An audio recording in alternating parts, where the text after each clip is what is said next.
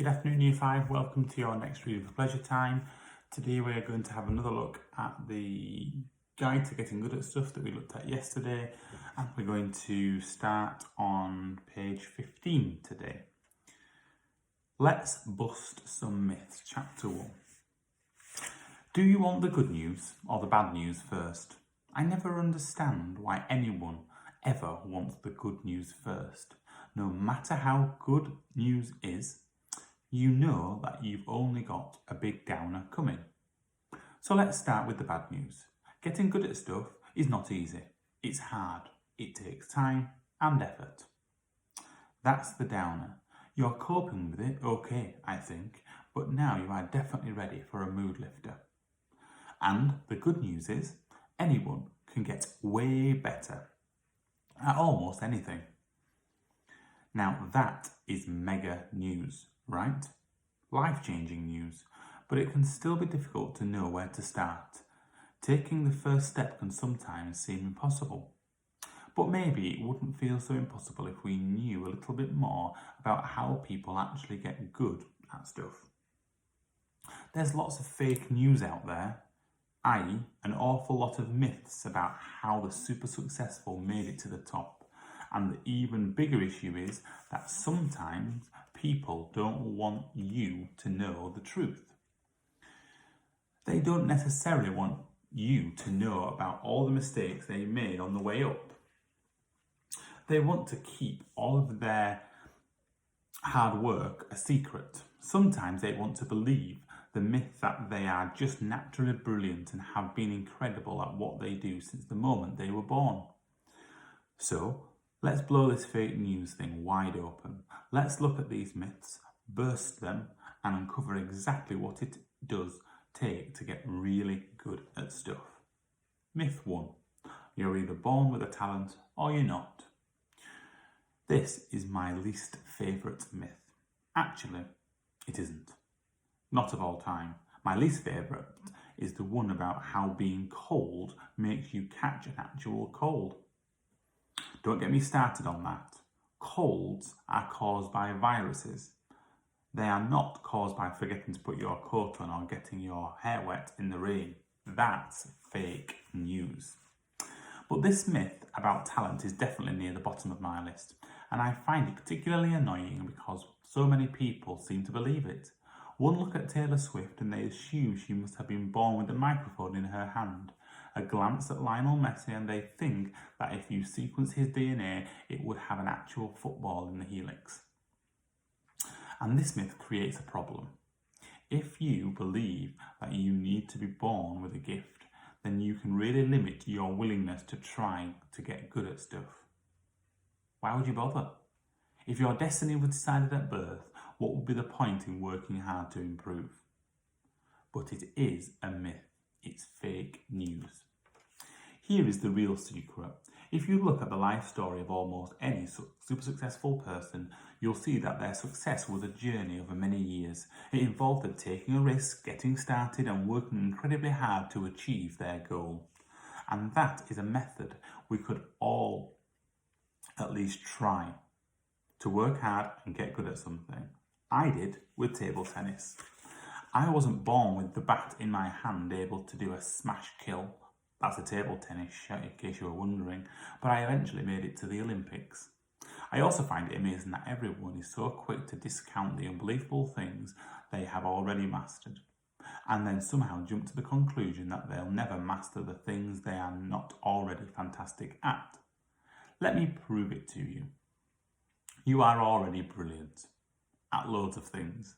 Stuff that you've actually worked really hard to achieve, but I bet you give yourself no credit whatsoever. Talking is one of them. No, honestly, talking is tricky. Whatever your first language is, you didn't come hurtling into the world able to ask for extra jam on your toast, able to discuss the merits of different types of emojis, or able to shout at your brother when he thought it would be funny to swap one of your table tennis balls for a boiled egg.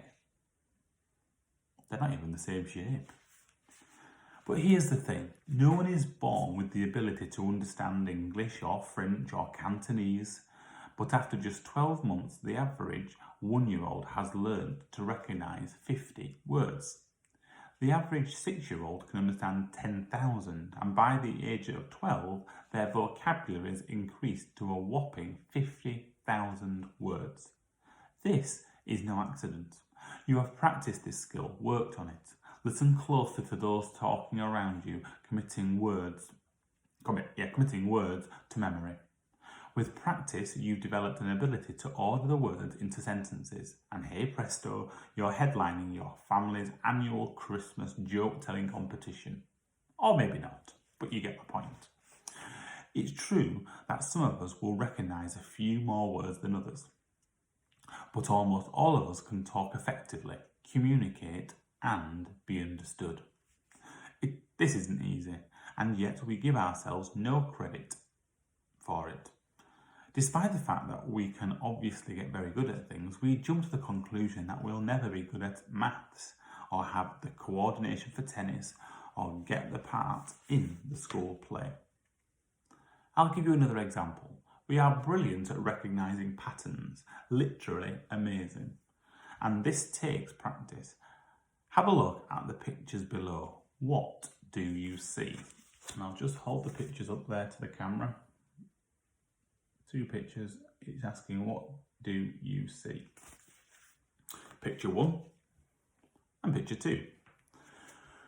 Both are black dots arranged on a white background, and to a newborn baby or an alien from outer space, both pictures would look almost the same.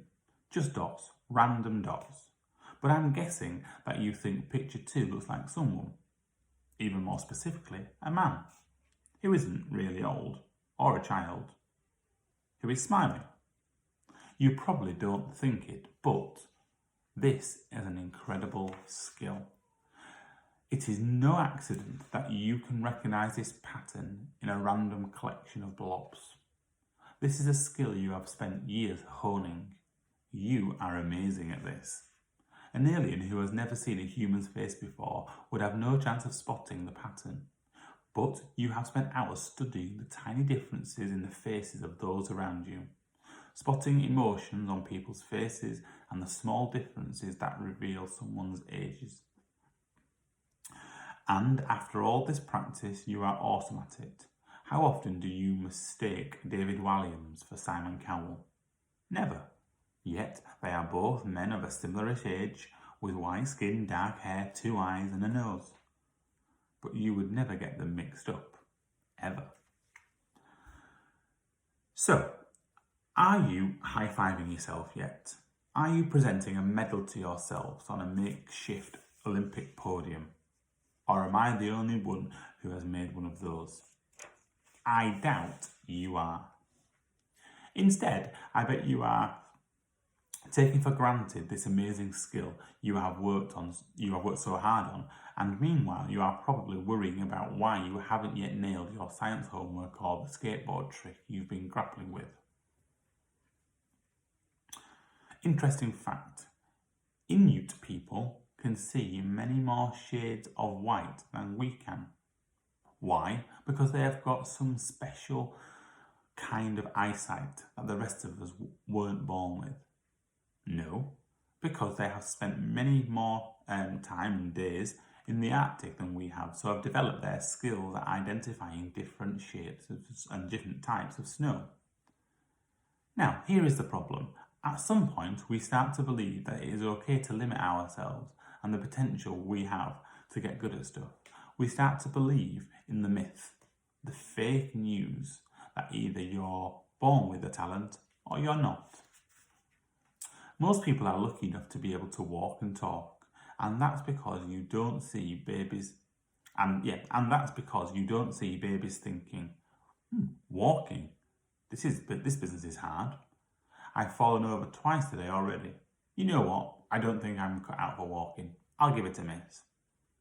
Or, talking is tricky. I've got to try and learn thousands of these word things. It's all a bit too much effort. I'm not bothered if I can't talk anyway. I'll save the energy. No, babies get on with it. They give it a go. If they make a mistake, they keep on trying until they master it. So don't believe the myth. You are already an awesome learning machine. I promise I've proved it. So apply the same principles to whatever it might be that you'd like to get good at, and go for it.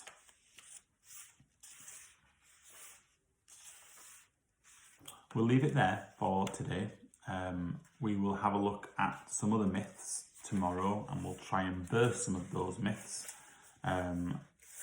as we progress through the rest of the chapter. So we've looked at the you're born with a talent or you're not born with a talent. Tomorrow we're going to look at a few other myths. All right, have a good afternoon, take care, and I will see you for Read with Pleasure tomorrow.